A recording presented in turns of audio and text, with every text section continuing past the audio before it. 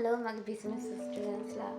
ඔන්න අද අපේ කී පොයින්ට් එකට ඔයගොල්ලෝ හරි ආදරෙන් පිළිගන්නවා. අද අපි කතා කරන්න යන මූල්‍ය අතරමැදිකරණය.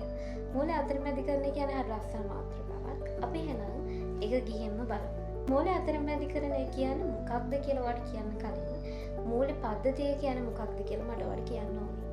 මූල්‍ය පද්ධතිය කොටස් පහකින් සමන්විත වෙනවා. මොනවාද මේ කොටස් පහ? මූල්‍ය වෙළඳපොළ, මූල්‍ය උපකරණ, මූල්‍ය යටිතල පහසුකම්, මූල්‍ය ආයතන, හා මධ්‍ය බැංකුව. ඔය කියන ඒකක වලින් සමන්විත ඒකකයට අපි කියනවා මූල්‍ය පද්ධතිය කියලා. මේ මූල්‍ය පද්ධතියෙන් සිදු කරන ප්‍රධානම කාර්යය තමයි මූල්‍ය අතරමැදිකරණය. මොකක්ද මූල්‍ය අතරමැදිකරණය? මේ මූල්‍ය අතරමැදිකරණය වෙන්නේ කොහොමද? මුදල් හිඟයක් ඇති ඒකකත් මුදල් අතිරික්තයක් ඇති ඒකකවල අතර සම්බන්ධතාවයක් පවත්වාගෙන යනවා. ඒක තමයි මූල්‍ය අතරමැදිකරණය කියන්නේ. මොකක්ද?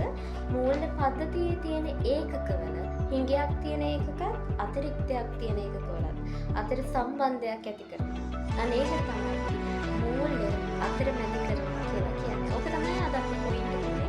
හරි ලේස් පොයින්ට් එකක්. මතක තියාගන්න ලියාගන්න පාඩම් කරන්න. එක්සෑම් එක අනිවාර්යයෙන්. එහෙනම් අපි අපේ ඊළඟ